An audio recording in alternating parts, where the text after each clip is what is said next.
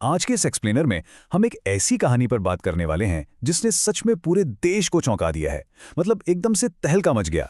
हम बात कर रहे हैं तमिल सिनेमा के सबसे बड़े सुपरस्टार थलपति विजय के उस हैरान कर देने वाले फैसले की, जहां वो अपने फिल्मी करियर के बिल्कुल चरम पर राजनीति में कदम रख रहे हैं। ये किसी फिल्मी स्क्रिप्ट से कम नहीं है, जहां एक हीरो अपनी कामयाबी के पीक पर एक बिल्कुल नया और बेहद मुश्किल रास्ता चुन लेता है। चलिए सीधा इस बदलाव के स्केल को समझते हैं। 200 करोड़ रुपए। जी हाँ, 200 करोड़। ये कोई मामूली रकम नहीं है, बल्कि उनकी एक फिल्म की अनुमानित फीस है। जरा सोचिए, एक इंसान जो आज के समय में देश के सबसे महंगे सितारों में से एक है, वो अपना सब कुछ छोड़कर एक बिल्कुल नई राह चुन लेता है। आज जब हर चीज को बॉक्स ऑफिस कलेक्शन से नापा जाता है, तब ऐसा कदम उठाना ये सिर्फ कोई करियर चेंज नहीं है, ये एक बहुत बड़ा व्यक्तिगत और पेशेवर बलिदान है, जो दिखाता है कि उनका इरादा कितना पक्का है।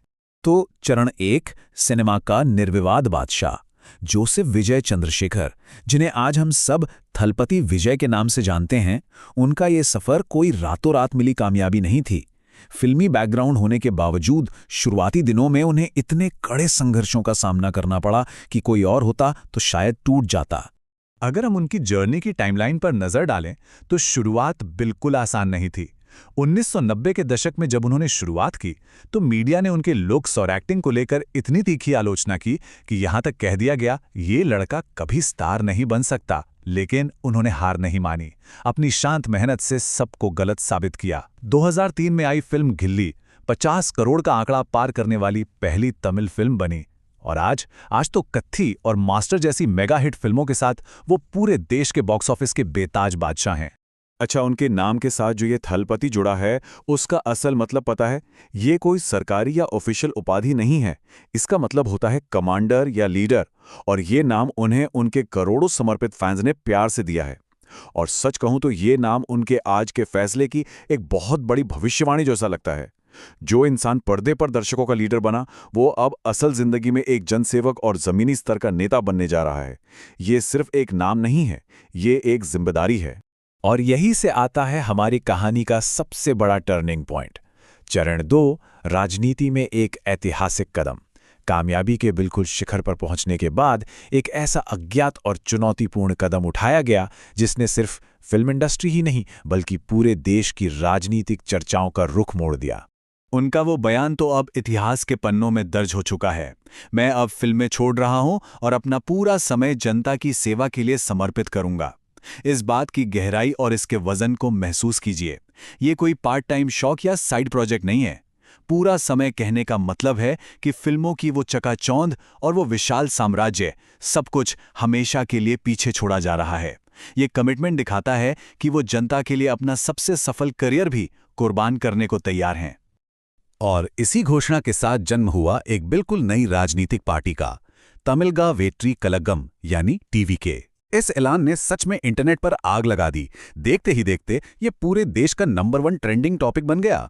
मतलब एक सुपरस्टार की पॉपुलैरिटी सीधे तौर पर एक बहुत बड़ी राजनीतिक उत्सुकता में बदल गई। ये साफ था कि ये कोई शौकिया कदम नहीं है, बल्कि एक बहुत ही सोची समझी रणनीति है जिसने तमिलनाडु की राजनीति में एक नई लहर पैदा कर दी है। तो अहम सवाल ये है कि आखिर ये नई पार्टी हासिल क्या करना चाहती है? इनके मुख्य सिद्धांत क्या हैं? अगर पार्टी के एजेंडे को देखें तो वो बिल्कुल स्पष्ट है। भ्रष्टाचार को पूरी तरह जड़ से खत्म करना, सबके लिए बेहतरीन और मुफ्त शिक्षा, मुफ्त स्वास्थ्य सुविधाएं और सबसे बढ़कर सामाजिक न्याय और समानता। ये साफ करता है कि लक्ष्य सिर्फ सत्ता की कुर्सी पाना नहीं है, बल्कि समाज के बुनियादी ढांचे में एक बहुत बड़ा और पॉजिटिव बदलाव लाना है। अगर इनके प्राइमरी मिशन की बात करें तो वो है भ्रष्टाचार का खात्मा। टीवीके ने इसे अपना सबसे पहला और कड़ा लक्ष्य घोषित किया है। आने वाले विधानसभा चुनावों को देखते हुए ये साफ कर दिया गया है कि सिस्टम से करप्शन को मिटाना उनकी सबसे बड़ी प्राथमिकता होगी। और ये एक ऐसा मुद्दा है जो सीधे आम जनता के दिलों में उतरता है। ये दिखाता है कि राजनीति में उनकी ये एंट्री सिर्फ प्रतीकात्मक नहीं है, बल्कि सिस्टम को पूरी तरह से साफ करने के एक पक्के इरादे के साथ की गई है। इसके साथ ही जो दूसरा सबसे बड़ा फोकस है वो है हमारी सार्वजनिक सेवाओं का पूरा कायाकल्प करना, यानी पब्लिक को एकदम टॉप क्लास हेल्थ केयर और एजुकेशनल सुविधाएं बिल्कुल मुफ्त देना। हम सब जानते हैं कि शिक्षा और स्वास्थ्य किसी भी मजबूत समाज की रीढ़ होते हैं। इन दोनों चीजों पर इतना जोर देना यह साबित करता है कि पार्टी का विजन सिर्फ वादों की राजनीति करना नहीं है, बल्कि जमीनी स्तर पर लोगों की जिंदगी को असल में बेहतर बनाना है। इन मजबूत सिद्धांतों के बाद अब हम आते हैं चरण 3 पर। क्या यह सत्ता का अगला केंद्र है? जरा इस बदलाव को देखिए। कल तक जो भीड़ सिनेमा घरों के बाहर उनकी एक झलक पाने के लिए खड़ी रहती थी, आज वही लाखों की भीड़ रैलियों में उन्हें एक संभावित मुख्यमंत्री के रूप में देखने आ रही है। इस पूरी तस्वीर को और गहराई से समझने के लिए हमें थोड़ा इतिहास के पन्नों को पलटना होगा। एक तरफ हैं आज के थलपति विजय, एक मॉडर्न मेगास्टार जो जनसेवा के लिए अपनी अथाह दौलत और करियर छोड़ रहे हैं, और दूसरी तरफ हैं एमजीआर और जयललिता जैसे ऐतिहासिक दिग्गज। तमिलनाडु के इतिहास में सिनेमाई लोकप्रियता को एक विशाल राजनीतिक सत्ता में बदलने की बहुत गहरी और सफल परंपरा रही है। तो क्या विजय का ये कदम उसी ऐतिहासिक वंशावली का एक नया आधुनिक अध्याय बनने जा रहा है?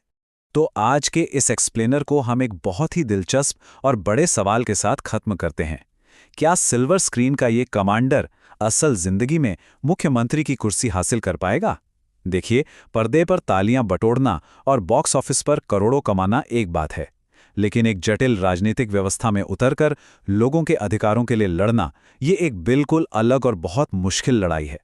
जनता का जो असीम समर्थन उन्हें मिल रहा है, उसने एक मजबूत आधार तो बना दिया है, लेकिन क्या ये प्यार वोटों में तब्दील हो पाएगा? ये तो वक्त ही बताएगा। लेकिन एक बात तो तय है, सिनेमाई दुनिया के इस नायक को असल दुनिया की राजनीति में अपनी कहानी लिखते हुए देखना बेहद रोमांचक होने वाला है।